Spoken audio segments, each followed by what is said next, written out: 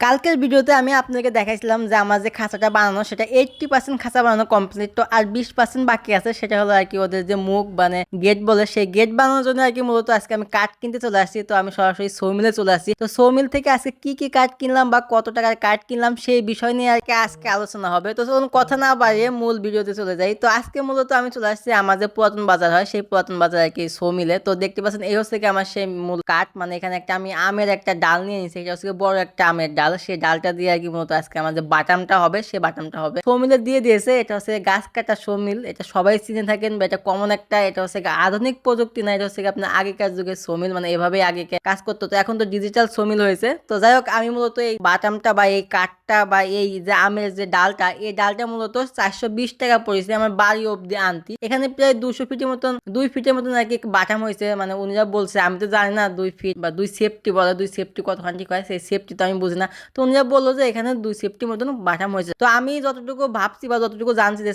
420 টাকায় আলহামদুলিল্লাহ ভালো একটা বাটাম পাইছি। আমার যে খাঁচার যে মুখগুলো বানাবো, 2টা মুখ বানানোর পরও আমার বাটাম প্রায় 8-10টা বাটাম বেঁচে গেছে। আর বাসার জন্য আমি আর কি আনছি, একটু বেশি করে আনছি যাতে পরবর্তীতে আমি কোনো খাঁচা বানাইতে গেলে আমি এই কাঠগুলো ব্যবহার করতে পারি। তো সেই জন্য আর কি একটু বেশি করে কিনা। তো দেখলাম যে দাম অনুপাতে দামটা ঠিক আছে, আর এমনিতেই আম গাছের দাম এমনিতেই কম, অনেকটাই কম। তো সেই ক্ষেত্রে ভাবলাম তাহলে আমের ডাই নিয়ে, যেহেতু আমার এটা স্থায়ী না, হয়তো 2-4-5 মাস পরে গিয়ে আবার এটা ভাঙতে হবে, সেই জন্য আর কি ভাবলাম তাহলে আমার মেগুনি কাঠ না নিয়ে আমি আমের কাঠ নিই, কারণ আমার ম্যাক্সিমামই খাঁচা বানানো আমের কাঠ দিয়ে, কারণ ওটার দামে কম হয়। এই জন্য আর কি আমার জন্য আর কি ভালো। আমি একজন নতুন উদ্যোক্তা হিসেবে আমার দিক আবার টাকারও তো বিবেচনা করতে হবে। তো সেই ক্ষেত্রে আর কি আমি ভাবলাম তাহলে আমের গাছটাই নেই বা আমের একটা ডাল ছিল, সেই ডালটা নিয়েছি। তো আমি আর কি সেটা কাজ কাম শেষ করে আমি সরাসরি চলে আসছি আমার ফ্রেন্ডের বাসায়, কারণ তার কিছু কোয়েলের বীজ ডিম আছে। আপনি জানেন যে আমার ইনকিউবেটর থেকে বাচ্চা ফুটছে, তো আমার পর্যাপ্ত পরিমাণ বীজ ডিম নাই। তো সেক্ষেত্রে আর কি আমার ফ্রেন্ডের বাসায় চলে আসলাম। ওর বাসায় আসে আমি ডিমগুলো যা আছে সেই ডিমগুলো সুন্দরভাবে সংগ্রহ করলাম। তো টাকা পয়সা দিয়ে আর কি আমার মতো এখন বেরোবো, আমি আর আমার ক্যামেরাম্যান দুজন শান্ত, দুজনে গেছিলাম মূলত বীজ ডিমটা আনার জন্য। তো টাকা পয়সা লেনদেন করার পরে এখন আমরা বাড়ির উদ্দেশ্যে রওনা দেবো। আর বাড়ি এসেই মূলত আমাদের সেই কাজ থাকবে আজকে খাঁচাটা সুন্দরভাবে কমপ্লিট করা। তো আজকে আমি ইনশাল্লাহ সম্পূর্ণভাবে কমপ্লিট করতে পারছি, ফার্মের ভিতরেও তুলে দিছি, কিন্তু